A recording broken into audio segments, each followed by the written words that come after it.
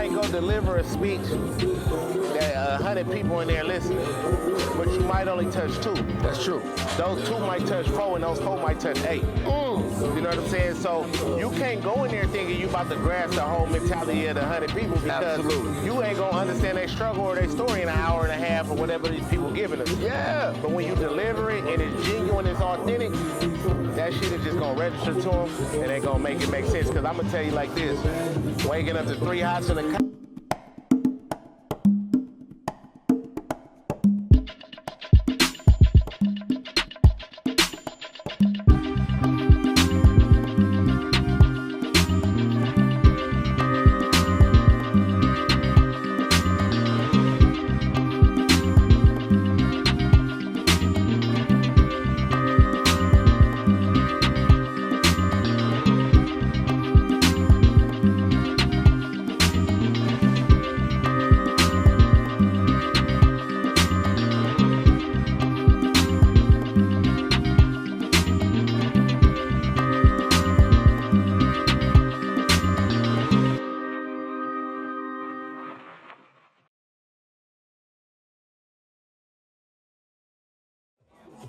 Good afternoon, man. We are 100 Years Enterprise, man. We all here at 5-9 Day with my man MotionMall. Before we go into this podcast, man, I'm gonna introduce. Hey, what's going on, Si? How you doing over there? I'm feeling good, man. Back home, man. I'm from the north. It's 5-9 Day in Bushrock Park too, man. I'm from that way, man. So, man, 5-9 Day over here, man. We everything Oakland, man. It's everything we doing now for the culture.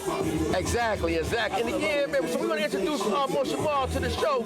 So MotionMall, we know you all about. Everybody know you about MotionMall. But what you really want the people to know you by? At this point, man, know me by MotionMall, because that's what's been getting me by. Okay.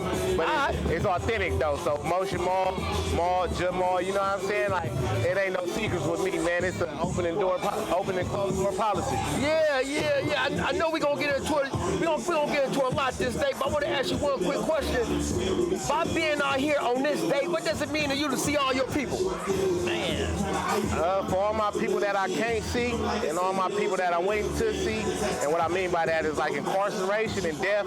So like how I take it, like we paying homage and honor to them. Right. And like that's my motivation right there. You know what I'm saying? For my people that can't see what we doing and how we doing it, and for my people behind the walls fighting to get to this side of the, you know what I'm saying? So it's really for them. But you know, without speaking too early and too soon, we just want to have a positive, great day to let everybody know that we can get together as a culture and a community and do good things. You know what I'm saying? There's a lot of vendors out here. Right. There's a lot of community activists out here. Sure. And the end goal is positivity.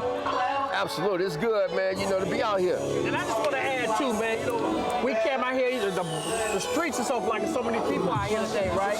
Celebrating this good day. It's unity, you know, fight they like, man. So I commend this, man. I'm glad I came, man. Had this opportunity to talk to you, man. So my question to you is this, right? Growing up in Seminary, right? Was there always a tight brotherhood with your friends on the block? My son grew up over here as well. Yeah, so over here we got a chosen few men that kind of like showed us the way it was supposed to be, and then we followed that cloth and that protocol, and it's like it's no big me, little you. Right. It's like, look, I'm gonna show you how it's supposed to be done. I'm gonna show you what made me be able to do it this way, and it's on you to get it done that way. You know what I'm saying? And so as to it go to brotherhood, everybody that's out here right now, depending on their age, 25, 30 plus, through the good, the bad, the ugly, but we still standing here tall. You know what I'm saying? It ain't a relationship that exists that ain't had a disagreement. Right. It's about how you come back from it. Absolutely. And back a little bit, growing up, how was it for you to navigate, you know, from your household and then to the streets? What was that connection or the disconnect? Well, so in my household comes from structure. So it was a structure in the household, one parent household, mom's held it down, worked 3 jobs. But with the benefit of her working 3 jobs came an obstacle course where I was able to, you at work, I'm outside. Right. But with the structure, it's like you gonna fall in line with something. Mm-hmm. You know what I'm saying? So right here it was playing basketball, but you become a product of your environment. Absolutely. You know what I'm saying? So it's right there in your face. It ain't really no options. You know what I'm saying? Like, no disrespect to what the kids got going on nowadays.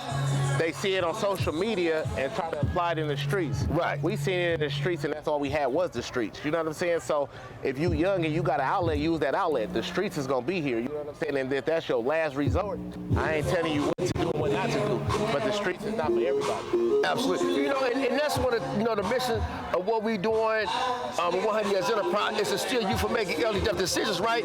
And myself, I grew up, my daddy was in the pen, running the streets, but my mama was there, but she couldn't really raise me the way I needed to be raised as a young man. And I know that when she tried to do me things with her pizza structure, I rebelled. Was there every time that made you rebel, say, Mama, I hear you, but I'm finna go out here, even though we did it. You know the cold part about it, I don't even think I had to rebel because due to what was going on, it wasn't enough. It was structure there, discipline, all that. But the word rebel is a strong word. Right. What's up, brother? How you feeling? All right. So when we use the word rebel, you know what I'm saying? I never like did it in her face. And it's so crazy because the hood love my mama. Like I did some disrespectful stuff one time to my mama. Right. And the hood disciplined me. Yeah, absolutely. You know what I'm saying? Absolutely. And so rebelling, I really wasn't really rebelling. It's just she didn't have enough time to watch what I was doing. You know what I'm saying? And so, Got it. Okay, I like that. Let me say this, man. In regards to coming up on Seminary, this Oakland period, right? How was your school? What was school like for you? Like, I say from elementary to junior high, how was that for you? Did you really enjoy school? yeah, so if the only thing about school for me, I was a class clown. You know what I'm saying? But from all the elementary schools, I mean, all the schools that's in the neighborhood, Whittier, Frick, Fremont, I attended those. And so sports has always been a troubled, traumatized, struggling youth outlet.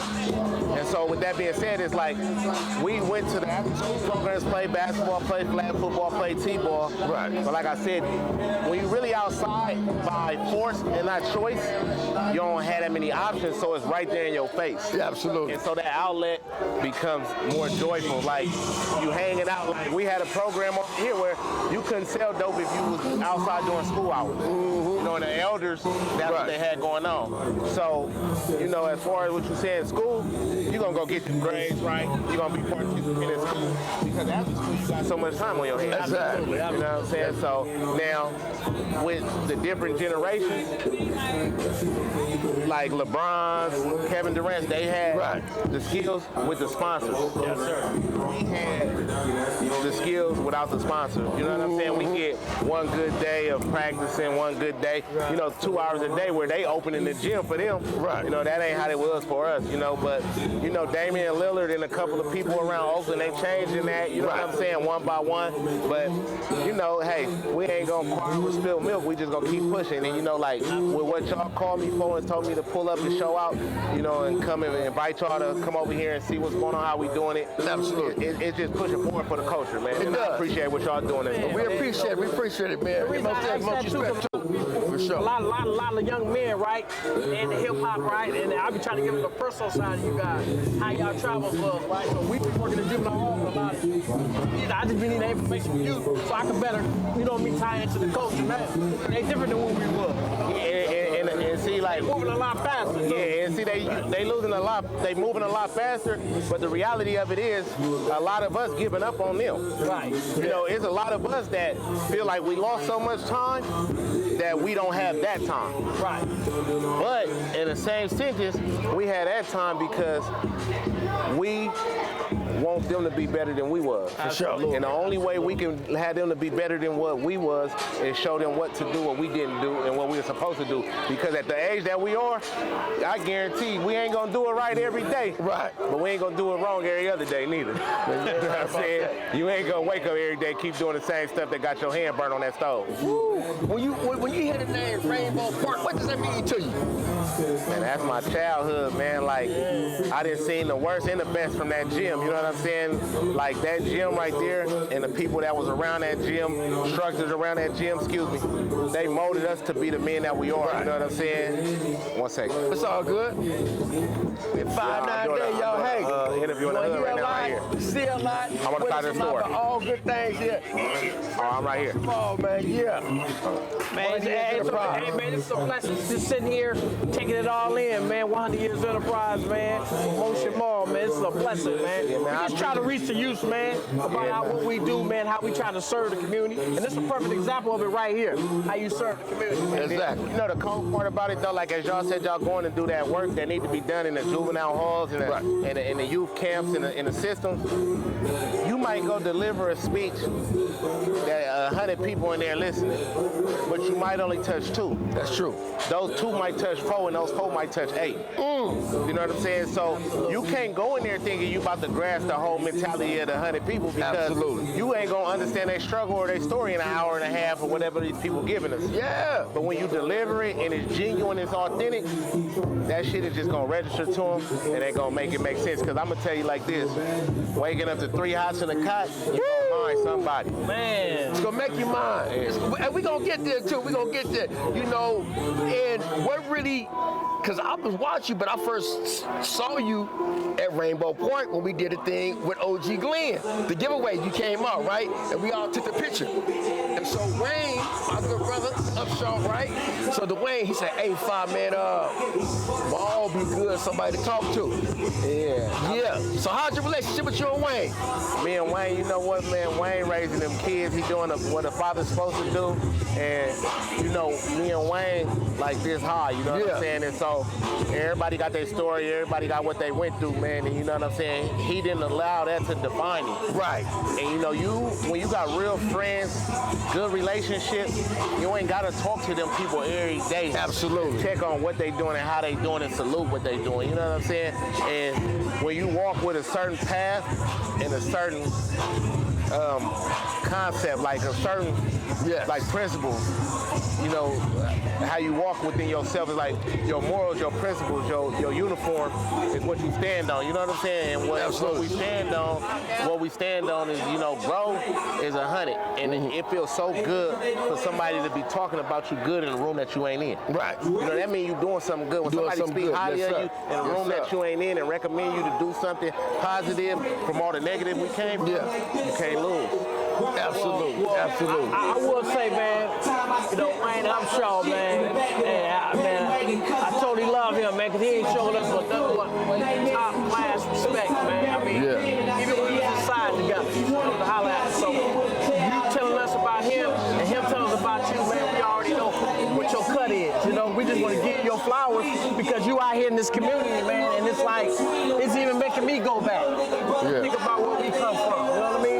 So everything like a village, we do our part, right, as elders, and stay in our lane, and watch y'all, man, grow as leaders, man, because that's what time it is. And you know the one quality that's kind of misrepresented when it comes to being a leader is a greater follower. Absolutely. You know what I'm saying? You can't lead nothing if you wasn't willing to follow. Right. You know what I'm saying? And that's like one of the greatest qualities with me. Like, you could be 7 and I could see something and learn from it. You know what I'm saying? Absolutely. You know, like for instance, we just found $20 right there. And I would have asked, back in the day, I would have put it in my pocket and then asked whose it was. But that's greed, thirst. You know what I'm saying? Now, like, was this yours? Was this yours? Oh man, the game gave it to me. Come on. You know what I'm saying? So. But it also shows the level of integrity also. You know what I mean? When we come to level of integrity, man, respect. And again, it shows that the difference between greed, purpose, or I don't give a damn. You know, and I think in this day and time, we slowly, because of COVID, but we slowly get back with good people coming home to get to that attitude of intent to where we got to give a damn and do it by example. 100 people can't see it, but they witness it. And they pass that along. It's a place for the I don't give a damn people, you know what I'm saying? And the give a damn people is outnumbered by the not giving a damn people. But the give a damn people can't give in, else we lose. We lose. You know? And that's like, you know, like, you said we was gonna get to it, so I don't want to. No, we go. You know, just give a damn, man. Give a damn. You know what I'm saying? Give a damn. Yeah, so you know, I mean, I got a segue now. We gonna segue, man. You got bars, so I want to hear a little bit about that. I know he's connected from Seminary. What made you turn to an MC?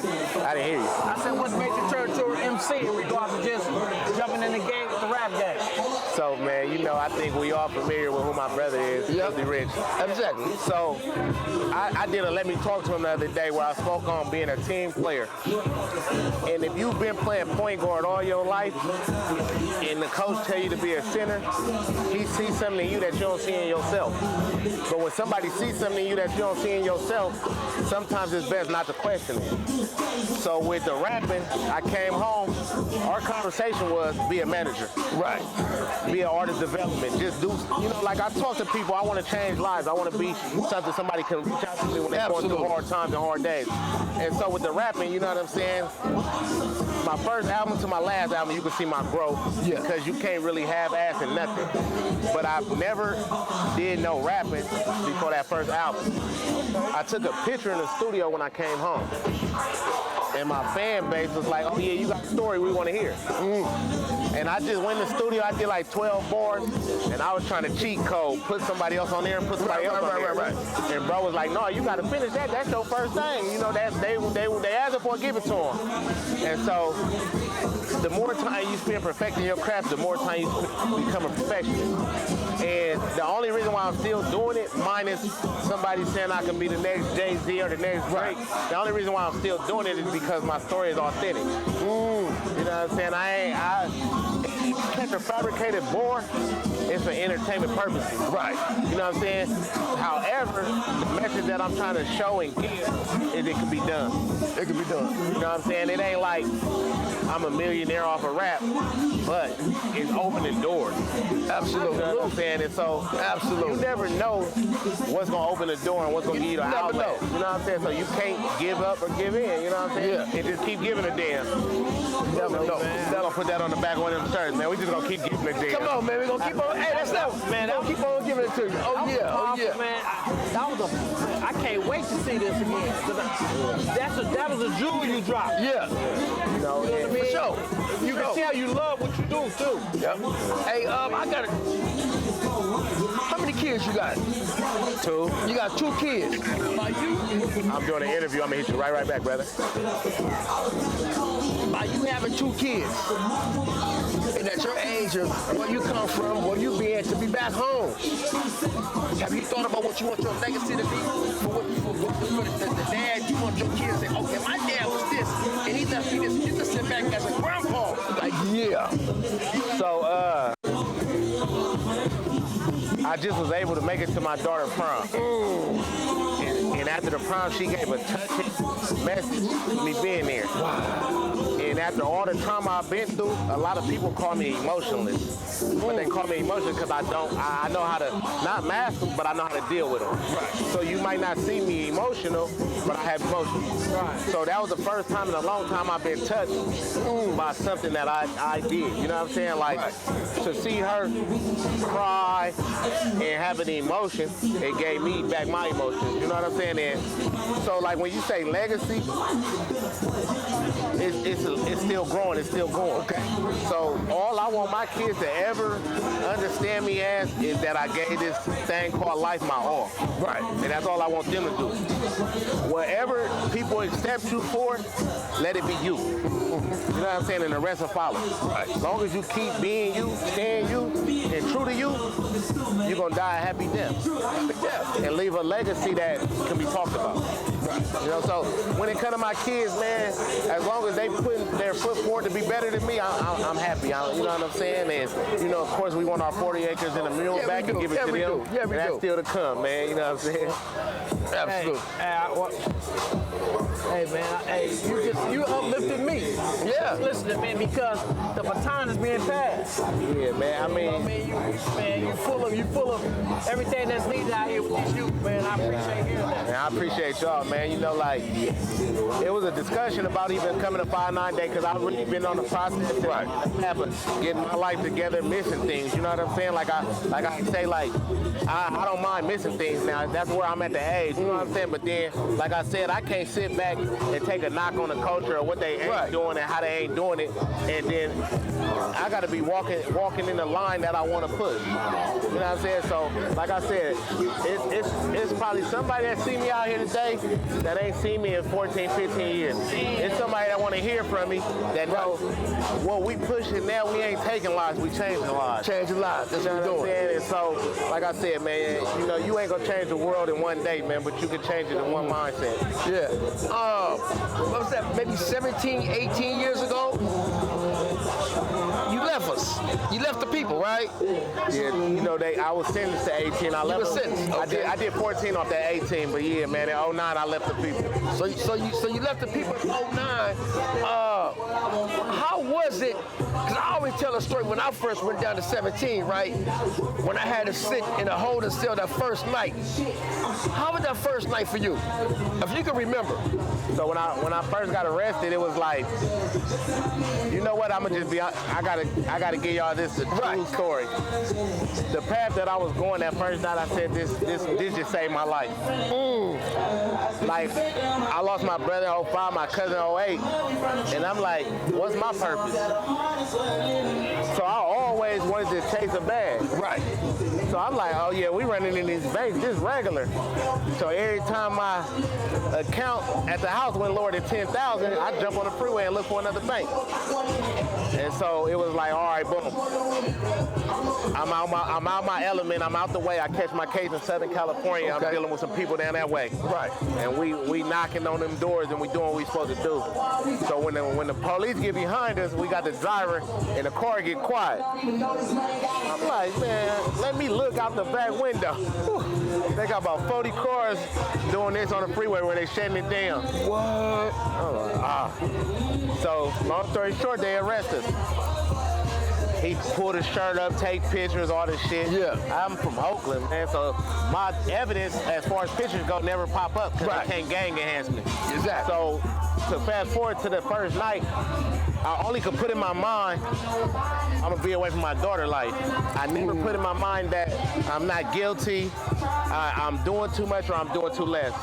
This right here is a life-saving, altering moment. Right. So, you know, like I say, in prison, you got level 4, 180, level 4, 270, level 3. On the streets, my hood is considered a level 10. Oh, so you get all state? Yeah. Okay, what state you was in? So I was in California. Okay. And I started in New Folsom, went to Salinas Valley 180, and then I went out of state to Oklahoma when they did that thing. I dropped. Did you miss that big ride down there? Yeah, so I went to Oklahoma like 11. The ride was in 08. Okay, yeah. And so what happened was they sent me to Calipat. I had a situation in Oklahoma. They sent me to Calipat. And that thing was rocking like the 90s or something. You know what I'm saying? And so one thing about being in a hood that's brotherhood, but that has a history, like this is one of the first hoods in Oakland. One of the 12 known hoods, the Seminary is one. Okay. So you're going to have a lot of obstacles, difficulties growing up over here. Yeah. We call it gladiator school, you know. If you made it from over here, you can make it anywhere. So like I said, a level 4, 180, but there's a level 10.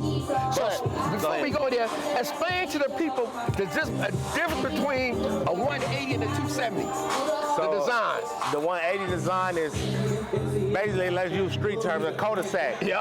With doors and cells, so you can't go to the next cul-de-sac. 270, you can go to all the cul-de-sacs. Everybody can function and program together. Really, on the 180, you go in the yard with maybe one other building, if that. On the 270, you're gonna kick the whole yard out. Absolutely. You know what I'm saying? And so, like I said, this is a level 10, but you know, one thing about life and the structure, you grew up with that shit, so I had mad respect. You know what I'm saying? I didn't grow up with the we hate Mexicans, we hate other races. Right. You know, it's just respect thing. You know what I'm saying? And so on the 180, if you don't got no respect, you're going to get some respect because you ain't bigger than the program. So, you know, you're going to fall in line as soon as you get there. It's just evident. You know what I'm saying? You come in that motherfucker think you running something, they're going to run something you this big. You ain't lying. So we know how that story goes. Now I'm gonna ask you a question concerning how was it when you first got out? So How we don't like take us through that. How was it when you first got out? So I got to give credit. It sounds terrible, right? I got to give credit to CDC implementing a halfway house or MCRP, whatever they call it, right? I was able to go to a halfway house. Best decision ever. So my last 16 months was in a halfway house. I was working, Right. and I was around people. So like, you know, y'all, you know. Yeah. Being in there, you become isolated by force, not choice. Absolutely. You know, like, you don't want to wake up and deal with your BS and you ain't got nothing to do with it. Yep. So now, I played basketball all my life. People tell me, no, when you go out there, you can't play basketball. But you can play basketball, but they don't want you to play basketball based on, that's where most of the riots start. So in that same situation, it go like this. I went in a halfway house. They run programs to where now you got to be around people. So now you acclimating yourself in groups. So now I already been a social, I've been a social person. Yeah. Prison made me antisocial. So then I get to the halfway house, now I gotta be social again. And everything is a group setting. From 7 in the morning, if you don't got a job, to 8 at night, you in program. In a group setting, sharing your story. So that was like a bonus to me and what I had going. You can come through. Yeah, come on. Come on through. Come on, walk through. Say hi to everybody. Say hi. That's right. You know, so like I said, like transitioning to freedom, it wasn't as hard as I thought it was gonna be. But I will say, as you transition to freedom,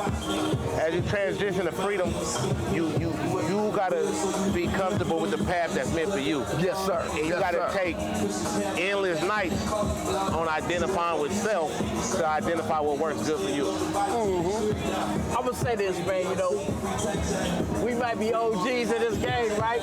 We still love hip hop, right? And right now, the Bay is on fire. The town, Richmond, Sac, everybody coming. Like the flow change.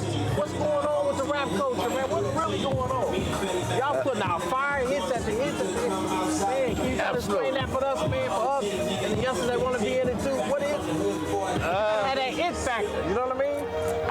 So the it factor comes in many different shapes, form, and fashion. Right.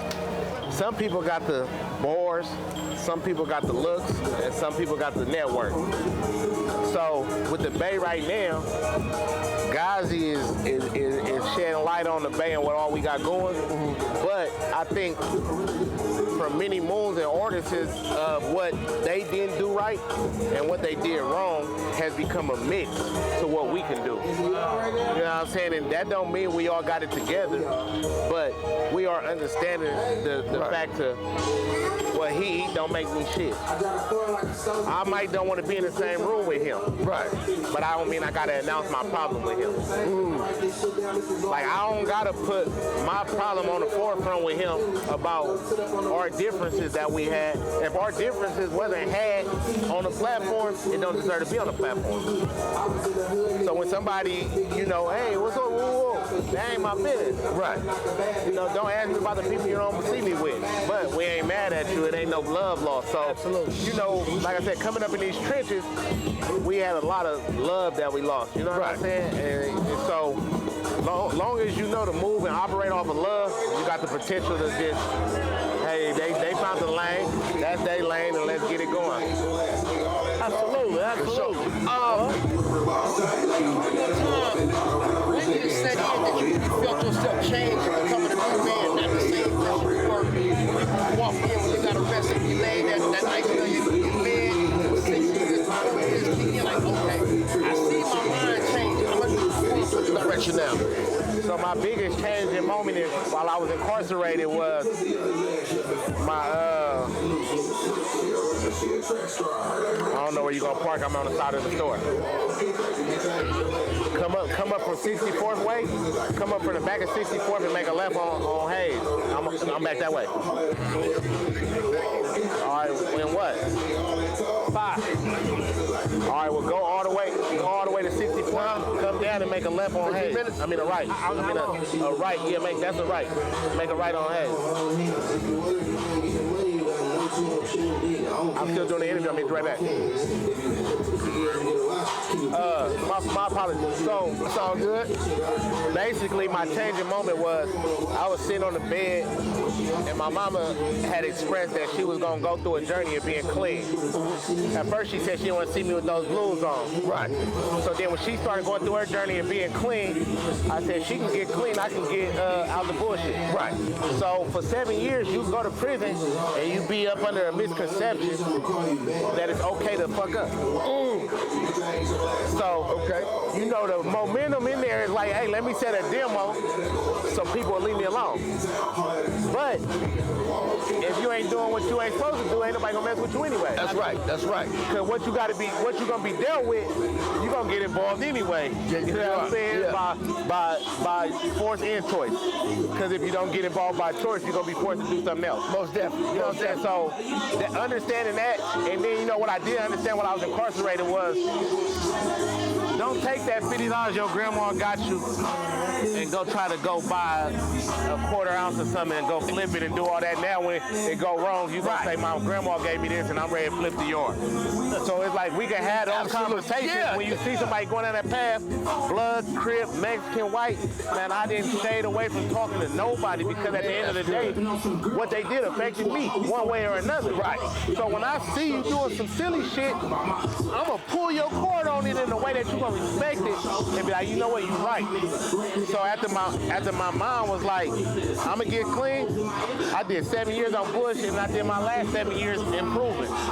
And that helped me transition to freedom. Right. What was some of the books you like reading up in there? I know we all read. What you like reading up in there? I got one book, bro, and I just recommend it. If you can read this book, The Way of a Superior Man. Say that one more time? The Way of the Superior Man. Superior Man. I can't think of I think the name's David Vita or something like that, but that, like, I read some books. Right. But that like, book right there. Yeah, because like with me, you got books that you got to read that you got to have the capacity to intake.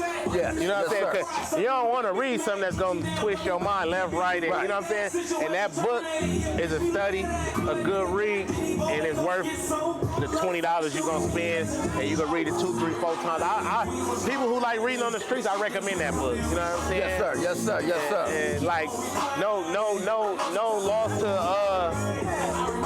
The Art of War and 33 Strategies of War, but that book preparing you mentally to a lot of stuff, but you got to be ready for that stuff. Got to. You know, because, you know, I won't put the numbers out there, but what I will say is that you do the 33 Strategies of War and you will read this war and it'll contradict this war. Right.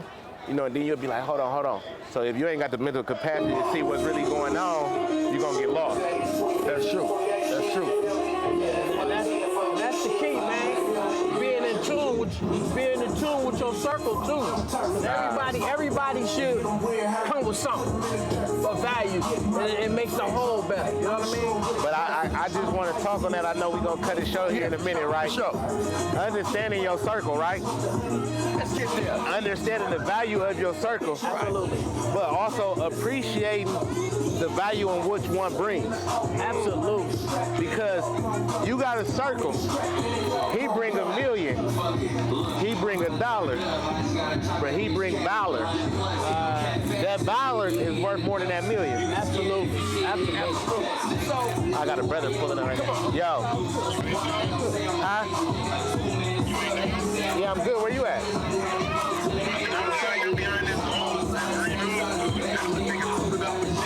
Yeah, I can't see how far you is, but I'm right here on the same street you on. I'm like 3 minutes left in the interview, and I'm gonna walk that way. Yeah, I ain't gonna get out right now. Come down this way. All right. My bad, y'all. And now you good, you good. We live, we going live right now. So we like this. My daughter, she's about to be 38. Oldest granddaughter, I got 4 grandkids, she's 19. In 2014, my granddaughter asked me, Heaven want to know why you in prison.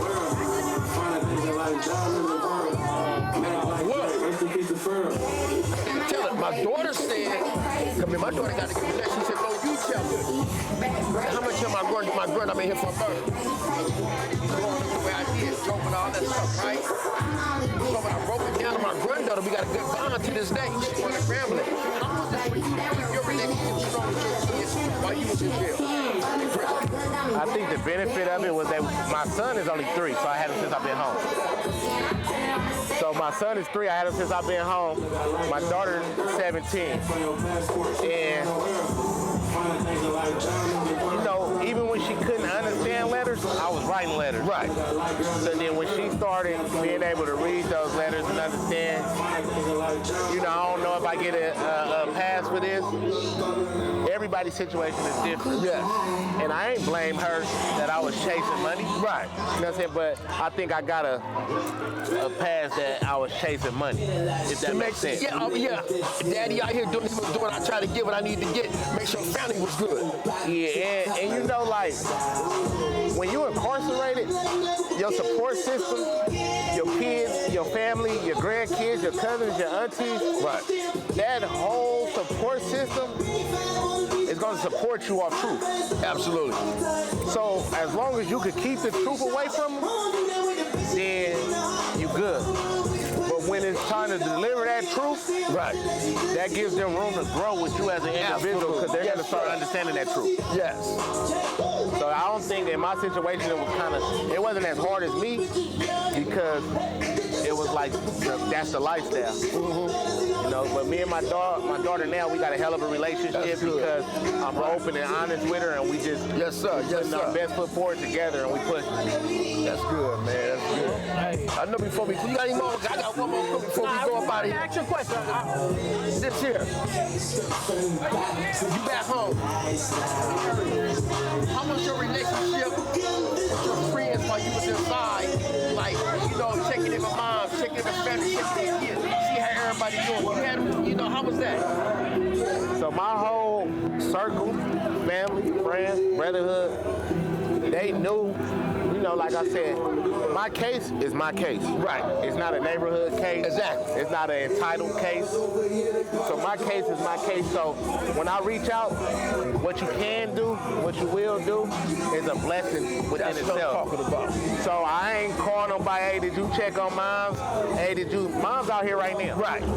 And then, you know, mom's out here because, like I said, she grew up in this environment. Yes, sir. This is what she knows, and every brother that I call my brother right here, that's her nephew. That's what I'm talking And about. so that wasn't a hard thing to do. That wasn't hard. You know what I'm saying? So, you know, like a lot of people go to there with fake entitlement, and when you got fake entitlement, you got room to be let down. Right. Because I know I was watching a podcast of a brother, but he asked you this question, and you told him, I think, Oregon? No, he got the Oak Court. He out of Stockton. Yeah, okay, him. So when I was watching it, and you was telling, say, listen, if your brothers can't come into the house, we sleep on the same bed and slaying couches with your mama and your family, then y'all ain't really brothers. I mean, you know, today we live in an internet world. Right. These people know each other through a DM and be willing to go risk their life. Yep. I ain't into crime, but if I gotta do crime, I'm gonna be able to go put my feet up on that bucket. Absolutely. How you doing? Absolutely. Absolutely. How you doing? How y'all doing? How y'all doing? How y'all doing? Right. Absolutely. And what it is with the brotherhood, we didn't have social media growing up. Right. And so our thing was, where you know this dude from? Y'all ain't going to award ceremony, y'all ain't playing no sports together, y'all ain't sold no raffle tickets together, so your struggles, you ain't gonna understand them. Right. Like we hustled all day on the block where we had to be each other backbone. For sure. You know what I'm saying? So we had to be each other backbone, be each other, hey, watch out for the police, hey, watch out for them. Right. That's where you gain trust.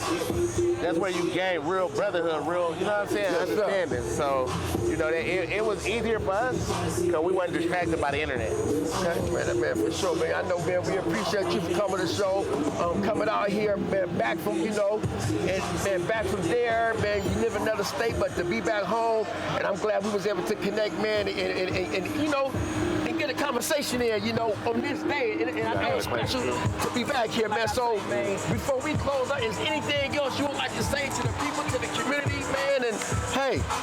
Man, what I want to say to the community, man, is don't think your picture ain't being seen because you walking on the painter as you painting it. You know what I'm saying? Each footstep that you take, it's an art being drawn under there. So you got to keep pushing, keep stepping. You know what I'm saying? You know, as long as you keep pushing and keep stepping, your story is being written. Yeah. And it's up to you to let your story be told.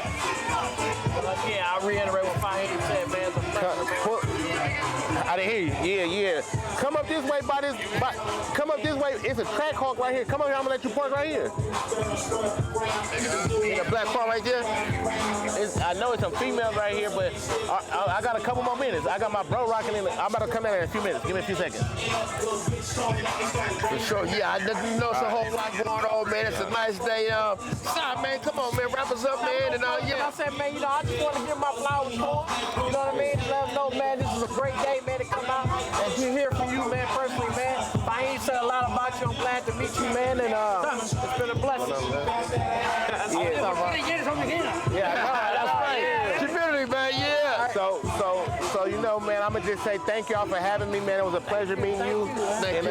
You know, y'all get up with the this people, you, man. Come I on. appreciate that, man. Y'all look, man, y'all gotta get up with the people, man. Hold on, Cam. You snap us, Cam. Make sure you get that. Yeah. Don't feed yourself with a whole bunch of junk, man. Get some real knowledge, some understanding, some wisdom. And the only reason why we feel comfortable with telling our story is because we got lived experience. We've been through this, man. You know what I'm saying? Hey, We ain't watched this, man. Hey. You know what the sign is say?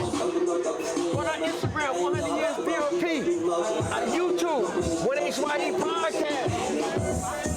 Our website, 100years.biz. Facebook, 100 Years, 100 Years Enterprise. 5-9 Sim Day, man.